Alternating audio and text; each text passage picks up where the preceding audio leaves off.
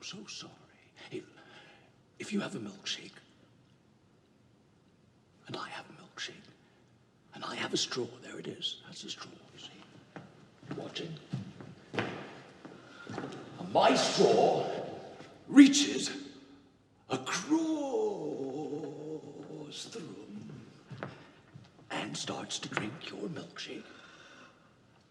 I drink your milkshake. From the year 2007, the world was stunned by the compelling thrilling drama starring the brilliant performances of Daniel Day-Lewis and the eloquent Paul Dano. In Paul Anderson's There'll Be Blood, the strategic use of symbolism encompassing the metaphorical significance of oil, religious imagery, and the character dynamics serves as a powerful narrative tool to explore themes of power, capitalism, and the consequences of unchecked ambition. This analysis delves into the contrasting characters of Daniel Plainview and Eli Sunday, the symbolic scenes that shape their journeys, and the film's broader commentary on the darker aspects of the American dream. The story of There'll Be Blood surrounds an overly striven silver miner that purchases land in Southern California by exploiting his adopted son to portray a friendly family man image to the locals. Along his journey, he faces a few bumps on the road, including a giant oil explosion that leaves his adopted son deaf, a man called Henry claiming to be his half-brother who turns out to be flawed and nearly set on fire by his adopted son, but most annoyingly to Daniel's conscience is an irritating, egotistical, local religious fraud,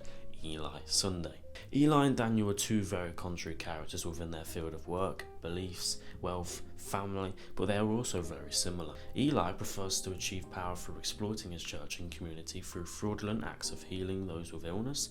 Similarly, Daniel was open to the idea of religion if it expanded his power, but despite the resemblances, the one subject that stood in the way of progress throughout the story was Eli. Neither characters are likeable, but as the story grows it becomes loudly clear that Daniel was the devil of this story. The character of Plainview in the movie is born in pure black, scavenging the depths of land beneath us for oil, metaphorical for the blood of Christ and holds a connotation of wealth and the vital ingredient for good life. The opening scene shows us Plainview climbing the ladder to the light shining down with his broken leg, presenting levels of holy hierarchy as repeated in the scene later, when Plainview looks down on the oil rising up with the light shining down on him. This is indicative of a clear character development and the portrayal of Daniel as a heroic, godlike figure. We even see one of Plainview's workers place oil on their baby's forehead, potentially baptizing it, which further supports Daniel's holy status and the precious outlook on oil. As the plot thickens and Daniel's burgeoning amount of evil becomes more and more apparent, he loses his cool with Eli, but before this we witness a scene of Eli supposedly removing the devil, arthritis, from an elderly lady. As Eli throws the devil out screaming, "And it left," it then cuts to a close-up of Daniel Plainview. This illustrates the idea that the devil hasn't been thrown out at all, and that Daniel was the devil, whilst also revealing that Eli's acts of self-heal to the community are indeed fraudulent. After we see the oil explosion and HW's loss of hearing, Eli walks up to Plainview asking for his promised sum of money, and Eli is treated with a pleasantness of his face plunged in the puddles of dirt to the ground. Daniel stands over his body and yells, "I'm gonna bury you underground, Eli." This scene was a glimpse of the man that Plainview was going to become. Subtracting the physical and hierarchical advantage that Daniel had, this was a fine example of capitalism and rich triumphing over religion and faith, and the catalyst that sparked the conflict between the two opposing characters. For large parts of the film, Daniel doesn't run into too many issues with Eli despite his pure annoyance to his quest, as Daniel is willing to sacrifice his relationship with his own adopted son, so why would he be bothered by Eli's presence? It's only until he faces up to his sins by confessing is when the leader of the church, Eli Sunday, is at the very front of it, sucking out all the shame and humiliation to everyone and himself. Say it louder! I've abandoned my child! I've abandoned my child! I've abandoned my boy! Eli leads the scene with pure domination over Daniel from the narrative voice structure. From the shot of Plainview on his knees confessing, Eli's voice guides the acceptance without even being in shot. When somebody is talking to you, it's within our own human nature to look up at the speaker, which symbolises the fact we can't adjust the camera to look up at Eli, which showcases Daniel's incompetence of power in the scene. This can be used by filmmakers presenting hierarchy as a way to show the timeline of who's triumphing over the other with opposing characters. When either character loses control within the story, this symbolises the plot coming to an awakening. For example, when Daniel takes Eli for a friendly trip in the sludges and slobs of the dirt of the land, Eli sits at the family dinner table at that night, comprehending that his level of power is being walked over by Daniel. He decides to attack his father, which awakens not only the plot, but our animosity for Eli Sunday. When Daniel was found asleep next to his overnight burial of his deceitful fake brother, he's found by William Bandy with no other choice but to confess to his sins, falling under the demeaning hands of his opposer, Mr. Eli Sunday. When we progress to the end of the story, we see Daniel inflicting his humiliation and self-insecurity on Eli when he makes him confess for being a self-prophet. What's interesting between these characters' confession scenes is that, yes, they are similar, but in shots we see Eli with a cross necklace displayed on his chest and nobody in front of him, suggesting that although he thinks of himself to be a true, devoted Christian, this scene symbolises that Eli's acts of deception by exploiting Christianity has led him to not have a single soul with him here in his confession besides Daniel Plainview, the devil of the story, as this ending suggests that the devil has gotten to Eli and he has to face the consequence of his acts. After this jump in time from the moment Daniel was baptized, we learn that Daniel grows to live in misery and grows to become the very devil we saw glimpses of through the film. Daniel develops to become a completely unredeeming character in every sense, as this is displayed to us when HW visits his father, who drinks away his own entity. You're killing my image of you as my son. You are stubborn. You won't listen. You're not my son. Please don't say that. I know you don't mean it. Well, it's the truth. You're not my son. You never have been. You're no orphan.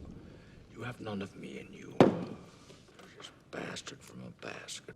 It becomes very clear for us that any love that Daniel had felt for anything is nothing but diminished, and the example of Daniel's character resembles the lives of selfish, remorseful, rich American capitalists that care for nothing but their power and not family. The character of HW is there for us to feel profound empathy towards a victim of a father in a greedy capitalist nature, and is used as an example to present the horrors of this reality. Before we thought we'd seen the pinnacle of Daniel's ignitation, we are shown with another visit from Daniel's past in no other than Eli Sunday. These two visits show to us the jump in time how the characters have progressed and grown in the story. In HW's case, we see that despite not being able to hear, he is married, moving to Mexico, and formulated a successful business lifestyle, whilst Eli Sunday has not changed one bit. He approaches Daniel with enthusiasm and light, needing to sell his land, as we later hear him describe himself in desperate times. After Daniel sees through Eli's perception, although Daniel appears to be drinking and smoking away his whole life, there does not seem to be any reflection in his loss of intelligence, as he exclaims to Eli that all the oil under his land is, through his analogy, drunken from his milkshake, that it is all his. I drink it up! This scene continues in horrifying fashion as we see Daniel belittle and bully Eli, but before the action arises, we see further devil identification in Daniel as Eli cries, I've sinned. I need help. I'm a sinner. I've let the devil grab hold of me in ways I never imagined. I'm so full of sin. The Lord sometimes challenges us, doesn't he, Eli? Oh, yes, he does. Even without this let out a cry from Eli, the final scene of this movie, we see the devil in Daniel in full flow in its disturbing, flagrant nature as Eli screams for help. This scene can be perceived as Eli's very worst nightmare. We see an evil-looking Daniel hurling bowling balls at Eli recklessly while shouting, I am the third revelation! I am the third revelation! which was what Eli claimed to be in his acts of self-healing. This could be read as the idea of karma taking its course in Eli's life and his very worst nightmare is happening right in front of him.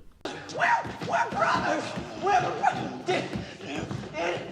Daniel's stance, bulging eyes, beastly nature, tone overall whilst pointing himself in a scene of pure horror, domination and fears, we know the inevitable outcome will not unroll for Eli. As for Daniel, we gather throughout the film that Daniel's position of power leads to him no threat of anybody but himself for any justice to be served, as he's imprisoned himself in a life of pure capitalist misery and ego, symbolic to the imprisonment of the devil into the abyss.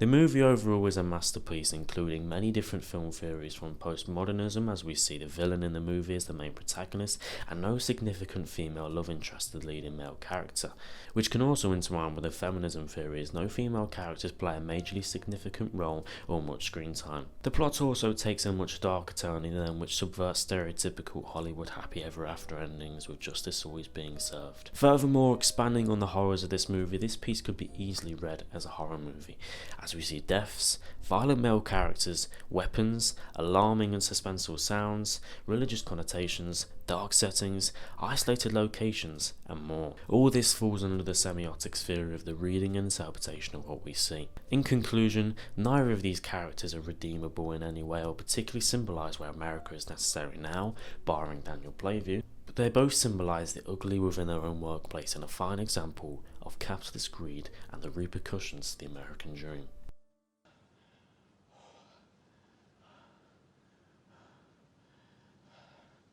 I'm finished.